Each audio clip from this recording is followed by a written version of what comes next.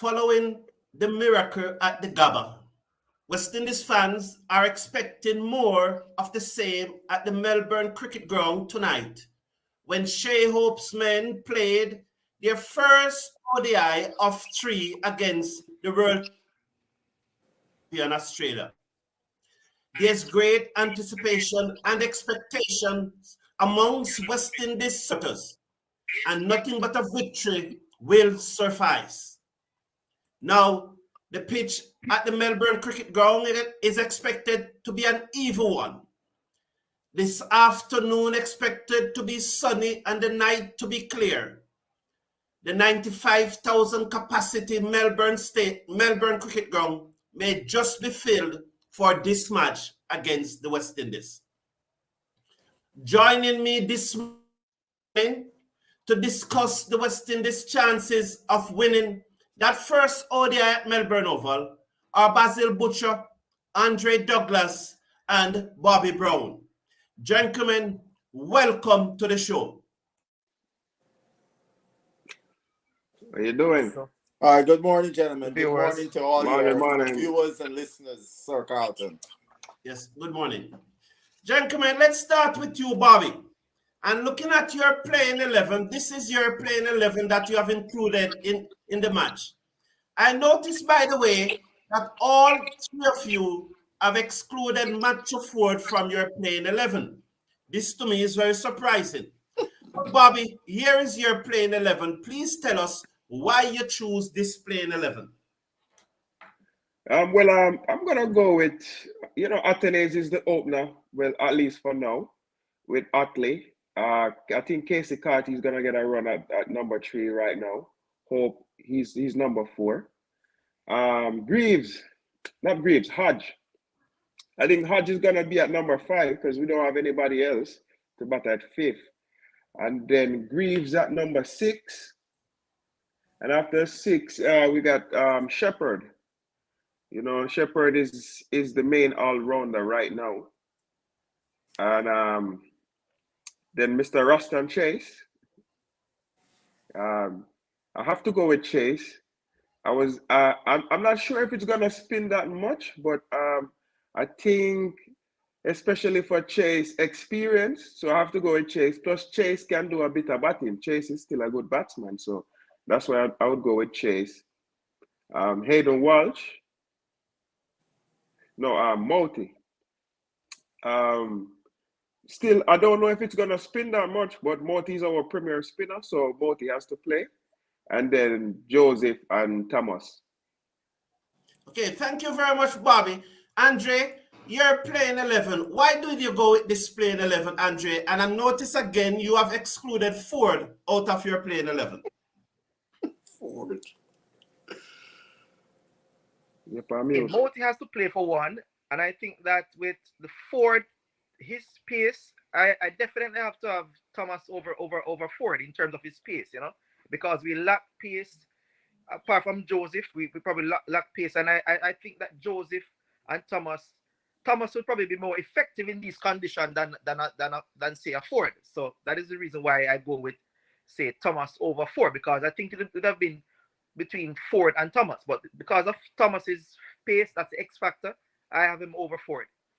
I also have Greaves open the batting because he did well in the batting, opening the batting in the Super 50 competition, and he has opened the batting for us previously. So I have him opening the batting with Athens, who has done the business for us also. And then I have Carty at 3, Hope at 4, Hodge at 5, who I think look pretty good in the test matches in the Australian conditions. And I think that, I have him to do well in the ODIs in the condition. And I have young Bishop. It was between Bishop and Utley, but I chose Bishop over Utley. Although he's pretty young and inexperienced, I chose him at 6, and of course Chase to give you the at 7 with his off spinners, and he can also contribute with the bat. So that's pretty much my 11. The other persons actually chose themselves. So that is it for my 11. My reason for choosing those people. Basil, now to your playing 11, Basil. Why did you this playing 11, Basil? And again, I realize you do not have Matthew Ford in your 11. My 11, Otley and Graves are opening the batting. Otley is only in the squad because he's an opening batter. Graves also opened the batting for Leeward Islands in the last tournament. And if you remember, Otley was in the squad, came in after Graves was injured in the final, right? And people raised hell up, or people raised hell about Bravo, young Bravo, being in the squad, and it was explained the selectors were replacing an opener, and Otley was the opener for Trinidad. Bravo was not opening, right? So those two the openers. I saw they had Carty batting at 3 in the recent thing. So you'll have Carty at 3, Hope at 4, Athenaeus at 5, either Hodge or Chase at 6, both of them in my team. And then you got Shepard, Joseph, Thomas, and Moti. There's no room for Ford.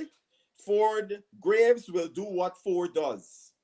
We don't need Ford to play. Graves is doing the job that Ford does with the ball. All right, sticking with you, Basil. Now that all three of you have named your playing 11, what are the chances, Basil, of West Indies beating the world champion at Melbourne Cricket Ground? It's stacked against them because the Australian team one is and simply on this, they're more experienced team and they got some top flight players in the Australian team. A lot of our guys are not that experienced at the international game. So you always got to give the edge to the team with more experienced players, guys that have proven themselves at that level. So I have to give the Australians the edge there. Coming to you, Andre. Andre, the same question. What are the chances of West Indies upsetting Australia tonight? I think it's going to be a very, very difficult job, As Basil said, Australia is far more experienced, and then playing in their conditions is going to be a really difficult task. And also that the Australians were coming into the team. I think that they're very, very hungry and they want to prove something. So those guys, I think they're going to come out all guns firing.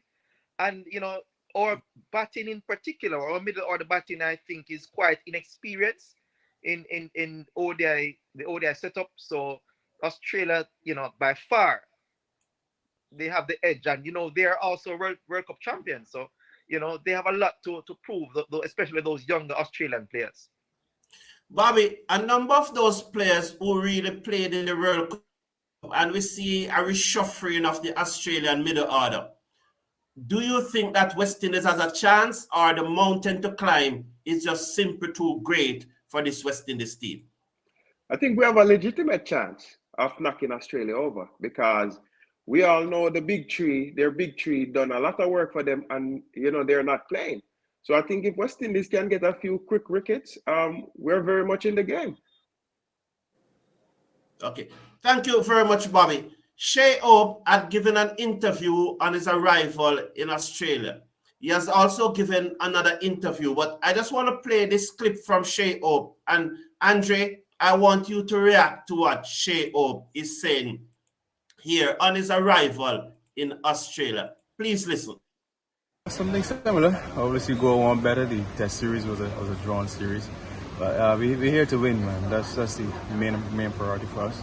I think that we've got the right fellas in the arsenal to do the job. Got a bit more experience, I would say, than the Test team. So just make sure that we tick our boxes and play our cards right, and then the rest will take care of itself. So there is it, Andre. Do you think that Shai Hope, how do you react to Shai Hope comments there?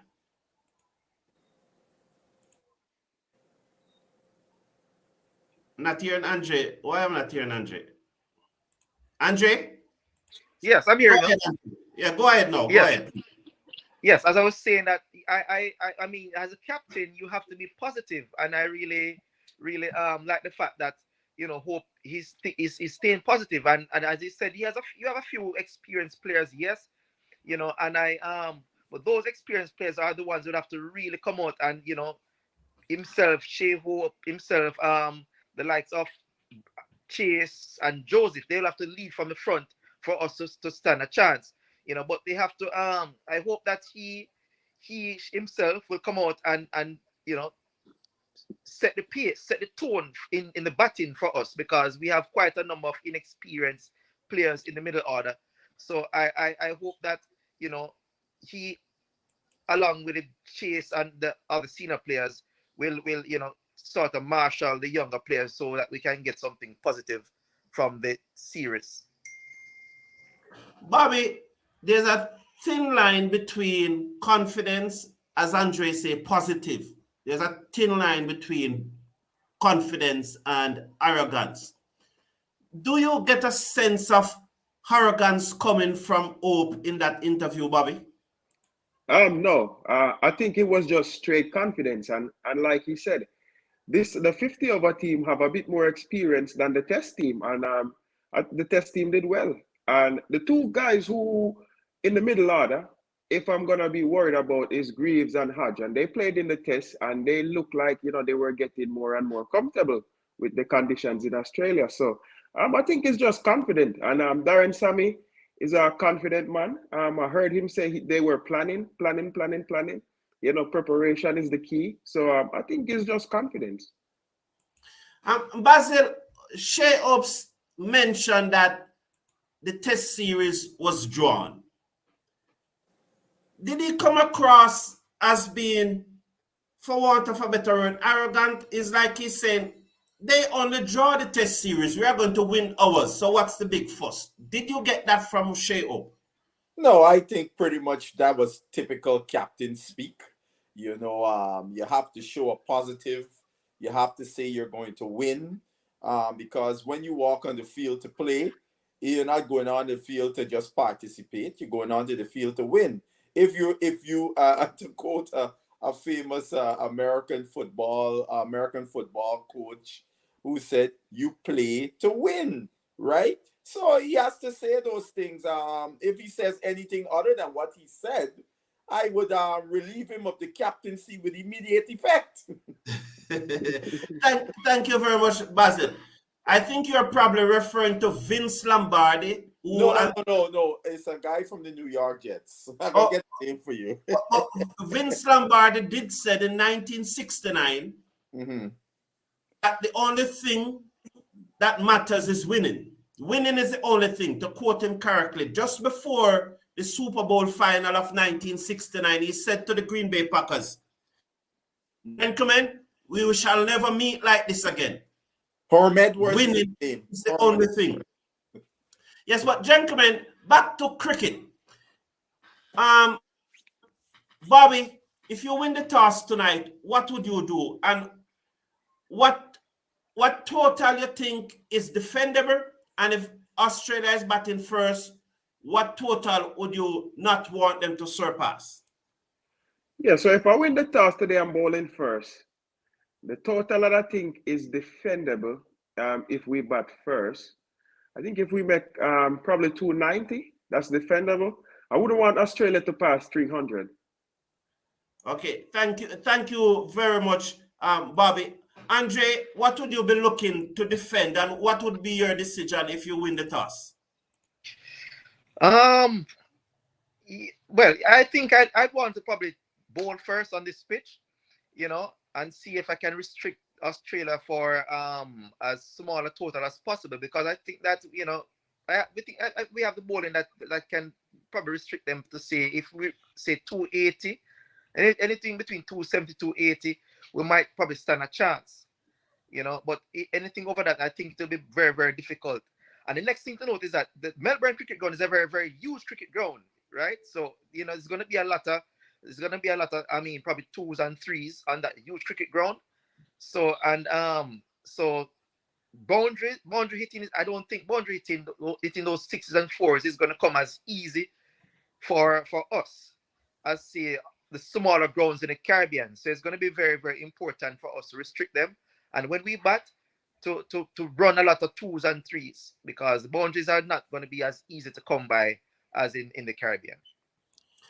Basil, a lot of running is expected tonight. A lot of running, lot of tools. The team will have to be fit. Now, we saw where the average first inning score at this ground is 222. And the team batting first here, it's about 50-50, 78 matches from 158. So that is just about 49.63, just about balance. Because 78 and 78 is 156. So we saw where the team batting first. It doesn't matter whether you're bat first or not. Your thoughts on winning the toss? Why say we would bat last?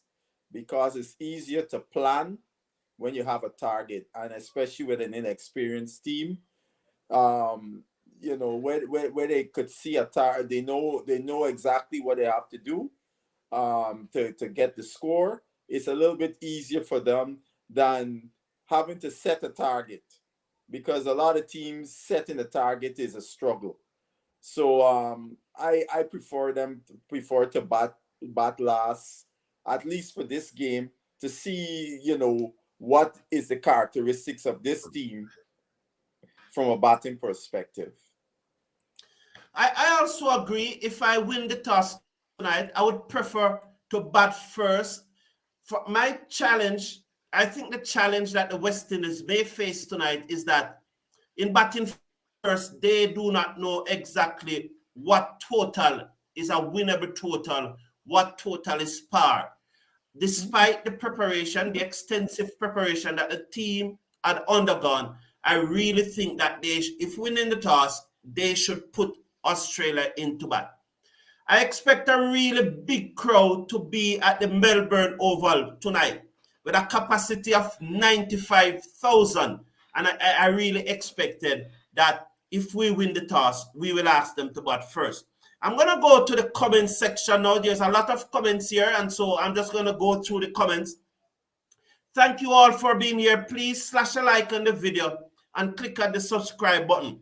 So the first comment is saying that either we win or we draw. I don't think there's anywhere we are losing.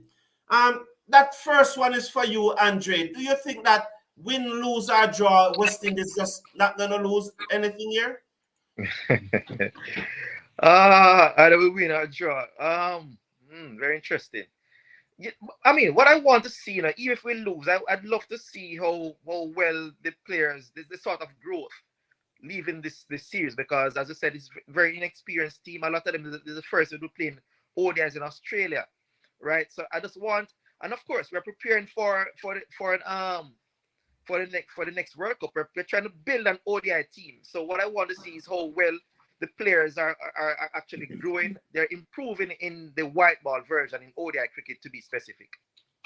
Thank you. Thank you, Merrick, Atina, Lansley Blake. Welcome to you all. Andrew Carr, the champion, as I said. Timoree tuning in from Melbourne, and he's telling us that it is now 1:54 a.m. in Melbourne. Basil, very interesting here. Fidel da Silva is saying that we are going to win the series 3-0. How do you react to that? Well, I mean, he's a good West Indies fan, and a very very positive West Indies fan. That's all I can say.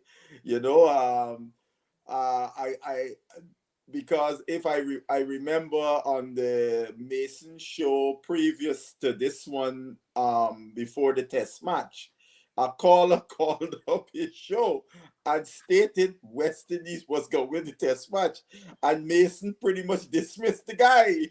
I hope he brings him on as a guest. So I'm gonna say this guy is a positive person, and I hope that would happen. 3-0.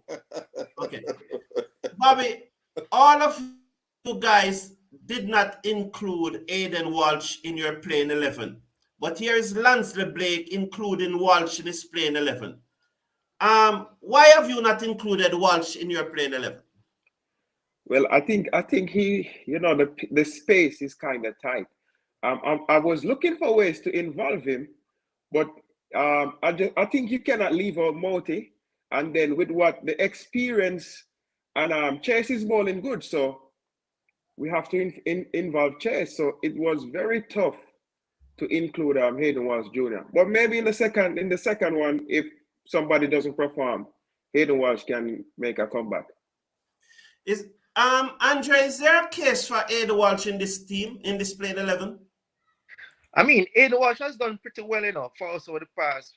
I mean, the time just played in the ODI for West Indies, but I don't think right now the composition of the team, I don't think that it allows for him to automatically fits in right now. It's very, very tight because Moti has done pretty well. So Moti has to be your first choice spinner.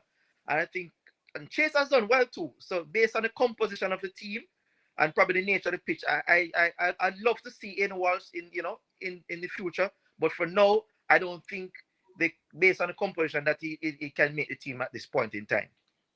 Thank you very much.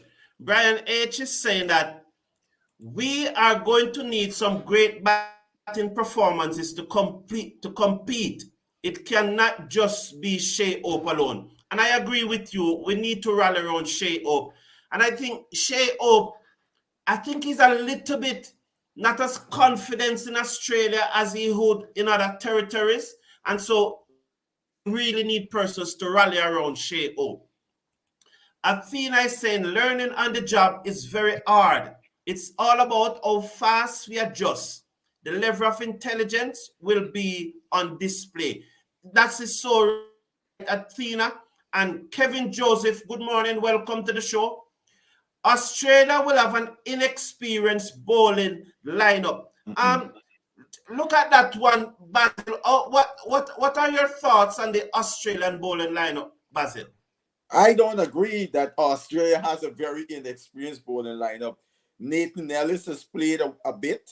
Jai Richardson I'm looking at these guys. They're redrawn, right? Could you put up the current team, because I've seen a couple of guys they have redrawn. Well, they got Adam Zampa. Yeah, there's a team on the screen.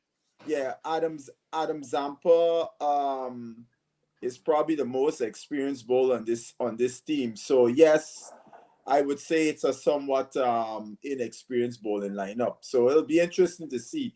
But I would like to just let the gentleman know they got a guy in that bowling lineup, Mr. Lance Morris.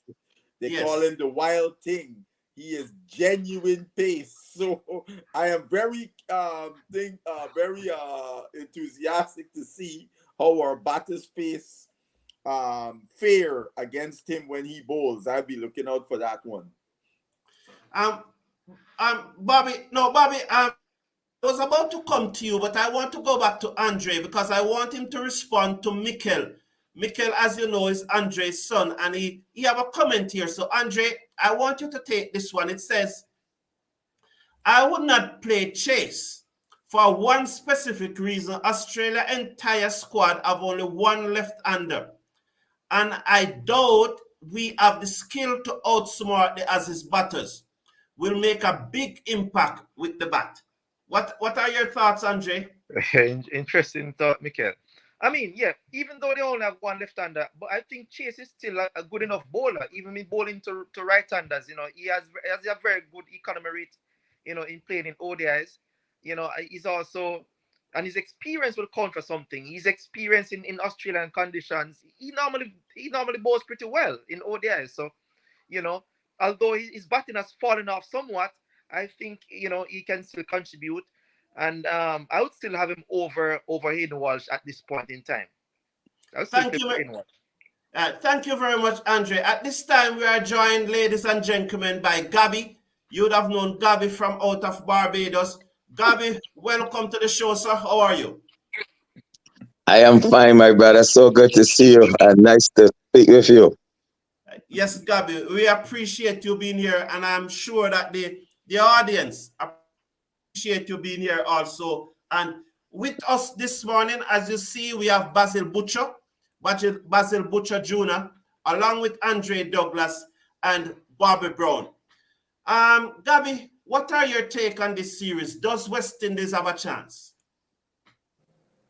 You're talking the coming series or the series that just ODI gone? Series. No, yes, the one that starts tonight, the ODI series that starts tonight.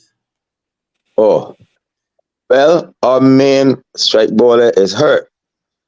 So that's going to put a dent in West Indies' chances.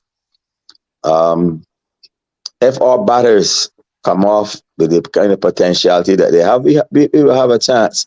But our best chance lies in the T20s, in my Oh, opinion. so what total are you expecting that if West Indies win the toss tonight, what would you expect them to do? I expect them to bowl first Yes. because they always chase better than set totals. So I So what expect them to bowl first if they win the toss. so what total you think is defendable? What total would you not want Australia to pass? What total you think is gettable? Man, you got to definitely score more than 300 runs. You have to. Right. With that Okay. Australian batting. I know Australia, as Baz always used to say, Australia don't change the players too much between an ODI and a test, you know. The, most of the time, the same guys that play in the test are the ones that will play ODIs. So I don't expect any vast changes from Australia's team that we just drew the series with. But I know they can come with revenge and blood in their eyes, and that too is a factor. But I'm sorry that our main strike bowler is hurt. Yes. Who is this main strike bowler? Sir Gabby. It got to be Shamar Joseph. He was never included in any of the white ball teams, irrespective. He wasn't picked. So Well, what I'm saying was that never. that was a mistake. He missed, Well, maybe right? I it mean, could be a mistake. but you see, but we didn't expect that much from him, right? So whoever else is left there, you got to look forward to. Yeah. Is Romaria playing? Yes, Romaria Alzari. Thomas. What's it? Thomas. You have Moti. Moti. Of all of them, Romaria might be your best chance, not just as a batter, but as a bowler too, because Azari has not done well in Australia so far. I have to say, because he might get another chance to go back on a future tour. But so far, he has not been I that want to outstanding. address something quickly because Go I ahead, think Basil. people are mixing up Chase's role. Chase is picked in this team as a batting all-rounder, not an off spinner. He is not expected to bowl 10 overs. All right, so let us please remember that. So you don't see us Chase as someone that is going to bowl 10 overs, Basil, if he's playing? No, because that's why you got people like Hodge. I included Hodge in the team, and you have Graves. You have we have 7 bowling options, right? So in the team that I picked, the 11 that I picked, you had 7 bowling options, right? So I am not necessarily expecting Chase to bowl his full quarter. If he's bowling well, yes, but you have other options. I agree with you, Bas. But Bas, my thing is, where would you bat Chase if he's playing in the 11? What position would you send Chase? I got him in my top 6. Okay. Bobby, this question is for you, Bobby. Fidel da Silva is saying that we have to be careful that the tail, we have seen in recent past that tailenders, the lower order batsmen, tend to get too many runs against the West Indies than we would have liked. Is this a genuine concern, Bobby? Yeah, it's a genuine concern. We've seen over the years where we allow the tail to wag from other teams, and sometimes it comes on to bite us. So I think we just have to have the killer instincts. If we knock over some of the top 6, we just have to keep on going. Yes. And Fidel is also saying that 315 is a par score. Good morning, Mrs. Cricket Forum. Thank you for being here. And Mrs. Cricket Forum is bigging up you guys. Thank you very much. Tony was asking the question, why? Andre, you want to take this one? Why we don't play the same team that playing the test? That's coming from Tony. Andre, you want to take that one?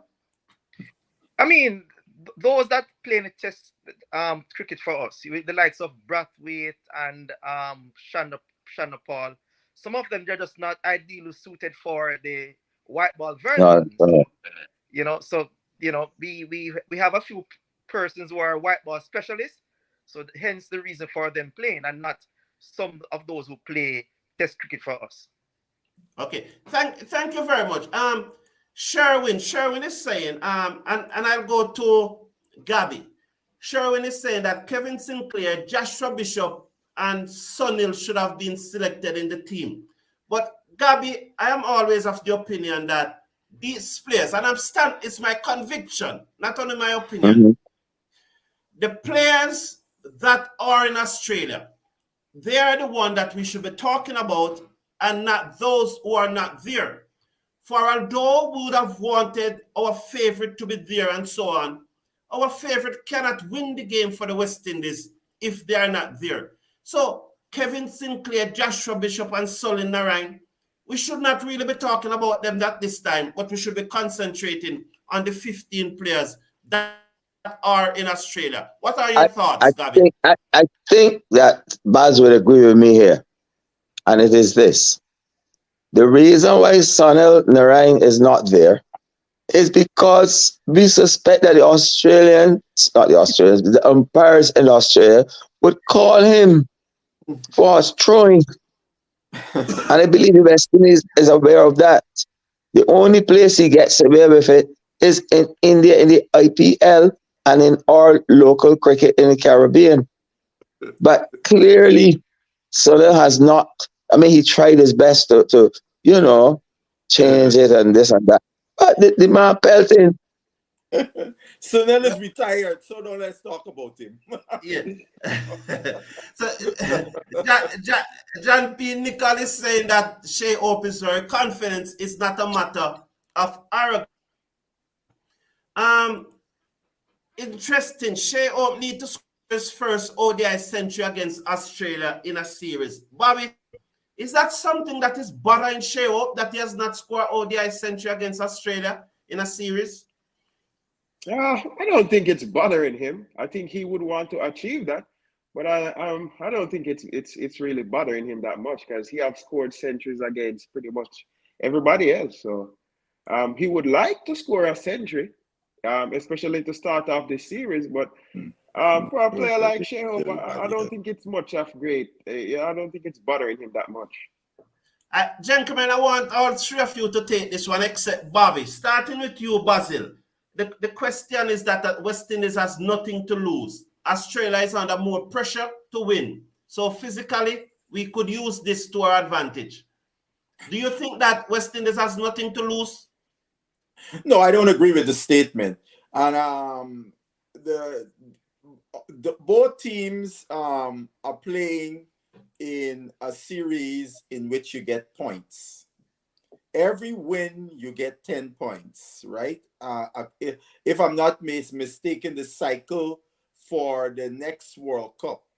Just a minute, just a minute, Basil. Mhm. I must interject here that they had actually done away with the Super League for the next World Cup cycle. So there's no Super League for the next cycle. Okay. Well, West Indies don't have nothing to lose. We got a coach who was hired to help to lift us up, bring this team up. Our ODI team has been floundering. We couldn't qualify for the World Cup and we don't have anything to lose. We have a lot to lose. We have to show improvement. So these guys got to perform. And then you have some guys playing in this ODI series who ordinarily would not have been in the team had not the Purans and the Brandon Kings and the Jason Holders had withdrawn. So they want to put their hands up. So no. It's similar with Australia. Australia got a bunch of young guys in their team, just like those guys that want to put their hands up as the next brigade to represent Australia. So both teams is on equal footing as far as I'm concerned in terms. Andre, do you think that Australia doesn't have anything to lose? mean, of course they do have something to lose. Australia is the defending World Cup champions. So can you imagine if Australia should lose to West Indies in this series? Can you imagine the sort of pressure they would be under? So it's very important for them to win. It's very important for West Indies also to win, to show that, or to at least, put up a good fight, to show that we're actually improving, to show that there's growth. Sammy is under a lot of pressure for not qualifying for the last World Cup. So there's a lot to play for, and indeed both teams have something to lose, so they have a lot to play for. Gabby, what about you? Do you think that West Indies has nothing to lose? And I don't agree with that. That sounds like madness to me. You're going up there. You just came into a series that everybody wrote you off, right? We know it's not the same players, but it's the West Indies team, and it was the testing was written off. They proved to be a lot better than people had anticipated. You have now the ODI series. Lord have mercy. You don't think that would give them a little enthusiasm to do better, knowing what the test team did? And secondly, as Baz said, we've been losing. Even before this test match, we ain't beat Australia in 27,000 years. You say 27 years, but it's only 27,000 to me. We ain't beat them for all of that time, right? And we coming out to a different series, white ball cricket now, and you gonna tell me we ain't got nothing to lose? We got everything to lose. Okay, thank you very much, Bobby. Supernova is saying, Bobby, is that after the test win, he has nothing negative to say. We just need to rally around the side. It will be another tough task, but I'm expecting a good fight. How do you react to what Supernova is saying there? I mean, I share the same sentiment. Even though I'm always positive, I didn't expect them to win or get a draw in the test team in the test series, and they surprised me. Because I remember when the ODI squad came out, and I didn't saw Brandon King and I saw Teddy Bishop and I think somebody else. I was a bit disappointed, but at this moment, I have full confidence in the guys right now. Yeah. So you think that we are going to put up a credible show and probably even win this match? I think so. I think we have a legitimate chance of winning this match. Only if we bat second. So, Gabby, All right, Gabby, let's start with you. Give us your final take on what you expect tonight, or you expect the team to perform what you are expecting. Give us your final comment, please. That's me? Yes, Gabby. Okay. For me, bat second if you win the toss. Do not be intimidated by the names. And as Baz said, Australia is also going to start pushing the youngsters in there because they're looking at the future. They always do that. Every single series Australia brings in at least one, sometimes 2 and 3 fellas that we didn't know much about. Expect it to happen in this series. I'm not talking about this first game, I don't know. But I know that during this series, we are going to see that emerge. We have to play with confidence and do not be intimidated by the name Australia because they are the number 1 team in the world. This thing is about a bat and a ball and take the catches. West Indies usually get beat when our bowlers' catches go down, and in particular our opening seamers. We need to take those early catches and we could be in with a chance. And Bobby, if you were the coach of the West Indies team, what would be your pep talk to the team in the dressing room just before they go out on the field tonight? Catches with matches. We have to take our catches. I think in the World Cup qualifiers, that statement, it showed why that statement is always important. So first and foremost, we have to take our catches. Go out there, play positive. Don't play reckless. Play with confidence. Don't be scared. Don't be scared. And just have fun. Okay, thank you. Andre, same thing for you. You are the captain of the team. What would you be telling them before you go on the field tonight? First and foremost, I want commend the team. Although it was a test team, I thought that we caught pretty well in the test series. So I want to tell them, gentlemen, I hope to see that continued in the ODI series. They feel it brilliantly in the test series. So one, I want to see you do that same, take the catches well. The ground feeling must be up to par. And of course, for the bowlers, you need to bowl in that channel. You're going to restrict the batsmen, are going to take wickets. And for the batters, it's important, as I said, it's going to be important that we not try to run well between the wickets, because it's not going to be easy in trying to get those sixes and fours as in the Caribbean. So all in all, go out there and try and just give up your best. Just try to execute the plans in terms of running, in terms of catching, and in terms, of course, bowling those in the good areas. Thank you very much, Andre. And Basil, now the big time coach. I think you're the big time coach on this panel. What would you be telling to your charges just before they go out this evening? I would be reiterating to them the planning, trust the preparation and planning that we did, and go out there and execute the plans, right? That is the focus at this point. These are guys that have played cricket at reasonable levels. Some of them are international, now are international players.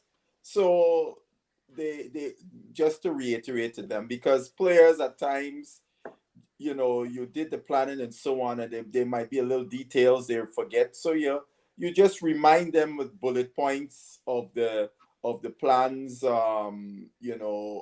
we put together for this match, and hopefully from the captain's perspective, that captain will remember, as well as the bowlers, for example, the plan for each batter, because we saw a lot of that. You could see the planning was nice in the test match, batter per batter. You could see the field placings and so on, the areas they look to bowl to different batters. So similarly, I want to see that continued. I expect it to continue, because it's the same bowling coach that they had that is with the red ball team, is also the white ball team bowling coach. So I expect that to continue. Okay, thank you very much. I expect that if West Indies should win the toss tonight, I would want West Indies to bowl first. Darren Sammy, in an interview Thursday Australian time, had said that he would have loved to have kept Shamar Joseph, but because of the injury to his toe and the fact that he has a young family, the decision was taken for him to go home to rest and spend time with his family. Mm-hmm. I really think that West Indies have more than a 50% chance of winning the match tonight.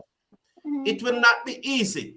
There are a number of young players, inexperienced players in both teams. Shai Hope and Steve Smith, in my opinion, will be key to either team winning this match. There's a lot of hype around persons like Hardy and Lance Morris in that Australian team. But so too, I expect Greaves, along with Athanaze, to start shining for the West Indies. I really appreciate you joining us this morning. Please slash a like on the video, click on that subscribe button. Hopefully tomorrow morning in the wee hours, we will do a watch along towards the end of the match. Just before I leave though, I just want the panel to comment on the West Indies under-19 team that for all intent and purposes are out of the World Cup, although they have one match to play against Australia tomorrow morning, starting at 3 a.m. Jamaica time, 4 a.m. in the Eastern Caribbean.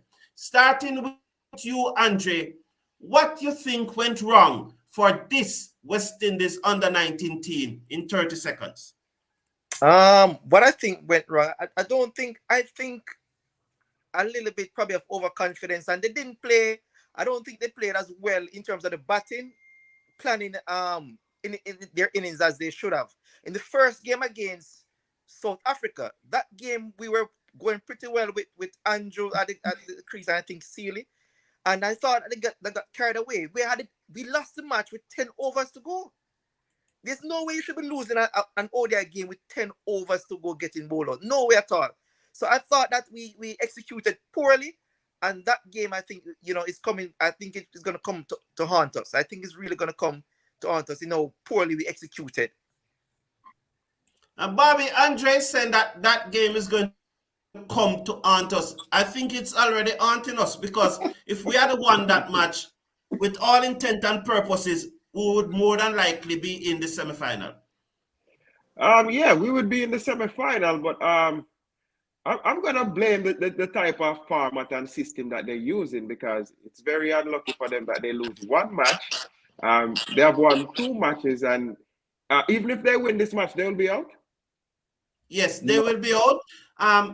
They would finish on the same number of points as Australia, but the run rate is so far superior that it's almost two runs ahead of us, Australia. Okay. Yeah, I mean, it's just bad luck by them. I think you can lose one game of a tournament, but it's just really bad luck. But I think they played well.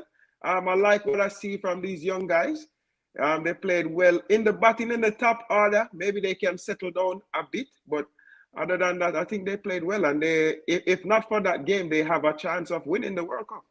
Yes. Gabby, what would you say to these youngsters at the Under-19 World Cup? For all intent and purpose, the last one match? I feel proud of what they did. If you lose one game, let's say they beat Australia tonight, what kind of system is in place that you could win 3 games out of 4 and not make a semi-final? It doesn't sound logical to me. It sounds like madness. So perhaps they should revisit those rules and regulations, or whatever the terminology they want to put to it. But there's some potentiality in there. And I would not be surprised if 3 or 4 future West Indian players are not within that unit that presently is playing in the under-19. So, I wouldn't write them off. I would congratulate them. If they get beat by Australia, well, yes, obviously they deserve to be out. But if they win tonight, it means that they're 3-1. And I would start the question, how you could be 3-1 and not make the semi-final? Yeah, 4-1. If they win tonight, they are 4-1. Well, that's more ridiculous. I thought it was 3-1. That was even worse. You win 4 matches out of 5 and you can't make this. It sounds like madness. What do you think about that, Baz? No. Coming to Basil, just a minute. I just want to react to Michael Douglas here. Yes, Michael Douglas, if we beat Australia, we and them will be on the same number of points. But our run rate, even if Sri Lanka beat South Africa, it would have been to be such a big shift, because I think our net run rate, Basil, is 0.06, while Australia is 2 point something and South Africa is 1 point something. It's impossible to turn that around in one match. So I don't think any result can go in our favor tonight for us to go through. Coming to you, Basil. Your comment on the World Cup, Basil. Yeah, I think you're making a little mistake here, Remember, going into this game, we and South Africa both are on 2 wins, right? South Africa loses, they would be 2-2, and we win, we'll have 3 wins. So the run rate would not come into play. We would have more wins than South Africa. So we firstly have to beat Australia to get that 3rd win. And then hope for Sri Lanka to beat South Africa so that we can qualify. So I don't think the net run rate comes into play there. I think the only thing South Africa is on 4 points? Yes, they're on 4 points too. Yes. The only thing, the net run rate will come into play if both South Africa and lose their game. That's where yes. You're actually right, Basil. If Sri Lanka, yes, because we are both on 4 points. I'm just checking it here. Yes. So the net run rate, to be exact, the West Indies net run rate is 0.13. South Africa is 1.4 and Australia is 2.7. So we cannot turn that around. So what we hope for is for Sri Lanka to beat South Africa and we to beat Australia. and we So have we to are beat not. Yeah, Australia. so we are still in with a shot, but we need to Yes. beat Australia. A long, And a so long, long shot. yeah, so it makes it different. I don't know where I was getting it from that Hmm. South Africa was actually on 6 points already. No, All no, right, I no. think I just believe that South Africa is going to beat Sri Lanka. I think that was my start process. That Right, right, there is right, right, right, no right. way Sri Lanka. But Basil, But you and I were talking. What do mhm. you think about the performance of Isaiah Thorne in that first match? And could that bowling effort, and you don't want to really single out players, but he was one that we invested heavily in and expected to lead this bowling attack. And he Mhm. never came to the party in that first match. And probably, if he had delivered, South Africa would not have made such a huge total. What are your thoughts on his performance? Yeah, I think his performance was not ideal at all.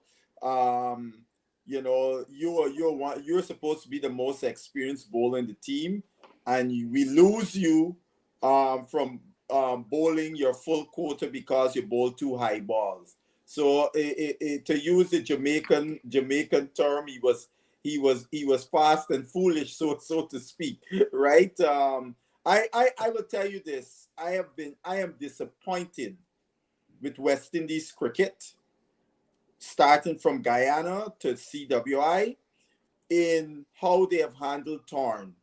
Torn played in the last World Cup. Torn supposed to be a guy, should have been a guy leading the troops, right? That he still is dodgy as to whether you want to give him the new ball. And he's clearly the quickest bowler on our team, right? Because of his lack of accuracy and so on and so forth. So, whereas you look on the other side, look at South Africa, Mafaka, he was 15 years old 2 years ago, played in the World Cup in the Caribbean. I remember him, he was a little chubby boy. And now you look at his improvement 2 years forward and compare that to Torn's improvement. In my view, unfortunately, Torn is my boy. He's a youngster I talk to all the time. I have not seen a measurable improvement from 2 years ago to today. Bobby, do you agree with that sentiments from? Yeah, I mean, yeah, I agree. I expect time to do more. So like Baza said, the West Indies and the Guyana board, they need to do more. I think I just don't understand. I expect him to do more than that coming into Um, this tournament. Andre, Bobby is saying that the West Indies and the Guyanese board need to do more. But don't you think they have invested heavily in Thorn? Yeah, I think they have done so. Thorn, I start. He has not bowled badly right throughout. I thought that first game he bowled several wides, and he got called for bowling two beamers. And that first game also, I thought we bowled something like 24 wides in that game. We were indisciplined. And I thought that is coming to haunt us, as I said earlier. But overall, I would say that I expected more of Thorne being given the experience that he got. He played in the regional 4-day competition with, I think, the weeks and headed. No, the presidential game. We played against Ireland. That game. Yeah, That emerging players. Yeah. emerging players. That's right. So I really expected more of him giving experience and giving exposure that he got. So I hope that he'd have been, say, the leading wicket taker, but it didn't turn out that way. It didn't turn out Um, Gabby, that way. and Carlton, just quickly. let me go to Gabby first, then I'll come back to you, Okay. Basil. Gabby, oftentimes Yeah, oftentimes you heard persons blaming Cricket West Indies for investment in players. But this was one player who West Indies clearly invested in. Are you disappointed on the return on investment? first of all, I have to ask the question of Buzz. Is Yes. Storm from Guyana? Yeah. Yes. Okay. Then I agree with Buzz because the board, not just in Guyana, I'm just signaling out Guyana because of Thorn, but the board in Guyana, to me, is not doing the job that it could and should have done. right? In terms of preparing their young cricketers for the future. We happen to get lucky with Shamar Joseph. Mm-hmm. Lucky because Shepard is who recommended him. You know, everybody else had given up and called him a net bowler and all kind of foolishness. Shepard said, no, no, give this boy a chance. Give this boy a chance. With Thorne, I feel with his pace, it needs just directing and constant somebody there showing him until he get those mechanics right to stop all of them wides. The greatest wide bowler we ever had in the Caribbean was Wes Hall for a while. And Sir Gary and Frank Wells spoke with him and he told me, Gabby, the advice they gave me was worth gold because I understood what he was doing wrong when I approached the wicket.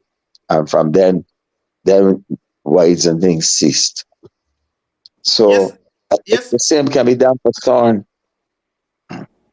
yes, At his Basil. pace, we're not supposed to lose him. Let me just explain what I meant, Sir Carlton. Mhm. And this is a part of West Indies cricket that is why our players are not improving. Now, Torn played on the 19s and so on. You said he's gotten all this exposure. But what I'm talking about, when Torn returns to Guyana, who is there to shepherd Torn? All the Ah, Torn finally got a contract in the Guyana franchise this year. And he was our most promising fast bowling prospect now for the last 3 years or so, right? But we in Guyana didn't see fit that this guy should be in the setup. No, no, I just want to juxtapose that.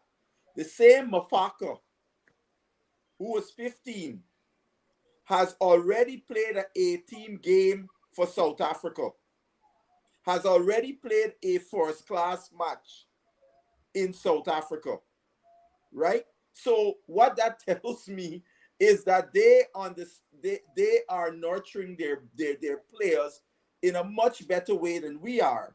I mean, we could look at the development of Rabada and then uh-huh, juxtapose that to Joseph Alzari Joseph, right? correct. Around the Where same age. Rabada came into a one World Cup before Alzari, and Rabada today is an all-time great fast bowler. Alzari Joseph is still finding his way. So all of those things are indictments on our cricket structure in what we are doing to develop our young players. And I have said this over and over. Because of the deficit of the standard of our cricket, we have to have qualified development coaches in each territory. So when a Torrent comes back from a tour, his skill set is assessed. These are the things he needs to work on. Boom, your development coach in the territory will be working with him on those things. So when we see Torrent again, we say, yes, boy, this boy has come, he has come on, and so on. I spoke to the coach for Tarn because I have a great interest in Tarn, right? I spoke to Abdul Razak because if you remember, Tarn was our only representative when Pakistan had that under 19 league. And when I was working with a team in this past summer in Florida, Abdul Razak was one of the Masters team. And I stopped him one day, introduced myself, and I asked him about Tarn because I watched every game Tarn played in that tournament, and I was so disappointed with his performance. I called him and asked him what the hell is going on. And I asked Abdul Razak, and one thing he said to me, he tries too much. He tries to do too many things, which is something typical of a young bowler, the mental aspect, right? And this is where Tarn needs a lot of guidance. You know, he needs to have a mentor, somebody of great experiences as a fast bowler to teach him about the art, or if you want to use the term, the art or science of fast bowling, how to set up a batsman, how to craft an over, and all those various things, just like he would do with a batter. And that's one of the areas he's lacking. He also has some technical things with his action, right? Because if you see him bowl, his back leg is bent too much as far as I'm concerned. He should be a little more upright on that back leg as he's driving over to the front leg. Those are things I think that needs to get straightened out. Because I'll say this one thing. Rehan Ahmed from England played against Torn both in remember West Indies went and toured England and then obviously World Cup. And he was asking because he knows, so I have some friends who live in Nottingham. That's where he's from. He was asking him, what's happened to Torney? He was the quickest guy in the World Cup. And thank you very much. Thank you very much, Basil. Thank you again, everyone, for joining. We have been going over an hour now, so that's it for this morning. Please slash a like on the video and click on the subscribe button. I really appreciate you being here. Thank you to all the guests and all of those who are on the live chat. Remember to slash a like on the video. Take care of yourself, take care of your loved ones, and we will be back with you tomorrow morning. If not for the watch along, however, for a review of the ODI match. Thank you all. May God be with you. Take care of yourself and your loved ones.